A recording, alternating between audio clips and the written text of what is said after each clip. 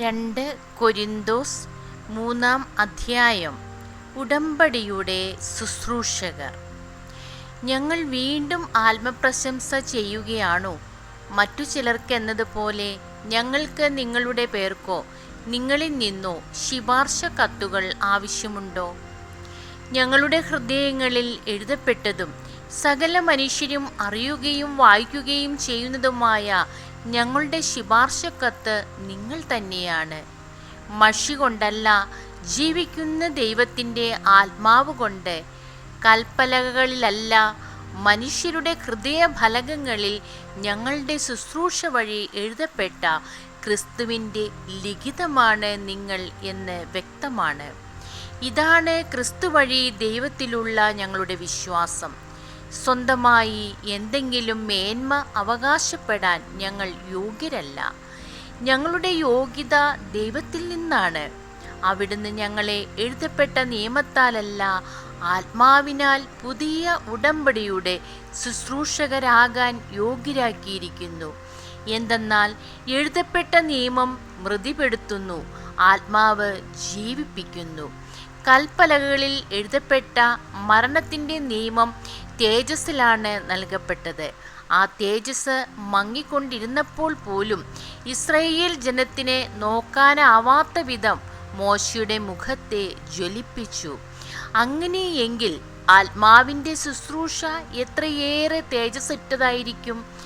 എന്തുകൊണ്ടെന്നാൽ ശിക്ഷാവിധിയുടെ ശുശ്രൂഷ തേജോമയമായിരുന്നെങ്കിൽ നീതിയുടെ ശുശ്രൂഷ അതിനേക്കാൾ കൂടുതൽ തേജോമയമായിരിക്കണം.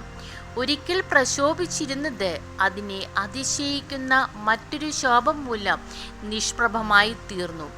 മങ്ങിമറിഞ്ഞു പോയത് തേജസ്സുള്ളതായിരുന്നെങ്കിൽ നിലനിൽക്കുന്നത് തീർച്ചയായും അതിനേക്കാൾ തേജസ്സുള്ളതായിരിക്കണം.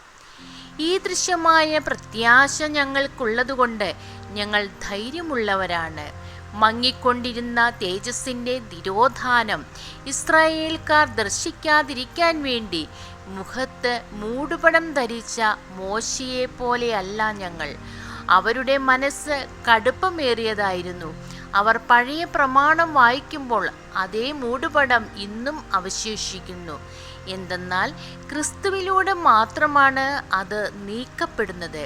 അതെ, ഇന്നും മോശയുടെ ഗ്രന്ഥം വായിക്കുമ്പോഴെല്ലാം അവരുടെ മനസ്സിൽ ഒരു മൂടുപടം കിടക്കുന്നുണ്ട്. എന്നാൽ ആരെങ്കിലും കർത്താവിലേക്ക് തിരിയുമ്പോൾ ആ മൂടുപടം നീക്കപ്പെടുന്നു. കർത്താവ് ആത്മാവാണ്.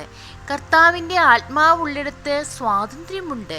കർത്താവിൻ്റെ മഹത്വം കണ്ണാടിയിൽ എന്ന പോലെ മൂടുപടമണിയാത്ത മുഖത്ത് പ്രതിഫലിക്കുന്ന നാം എല്ലാവരും അവിടുത്തെ സാദൃശ്യത്തിലേക്ക്, മഹത്വത്തിൽ നിന്ന് മഹത്വത്തിലേക്ക് രൂപാന്തരപ്പെട്ടുകൊണ്ടിരിക്കുകയാണ്. ഇത് ആത്മാവായ കർത്താവിൻ്റെ ദാനമാണ്. ദൈവമേ, സ്തുതി അങ്ങേക്ക് യോഗ്യമാകുന്നു.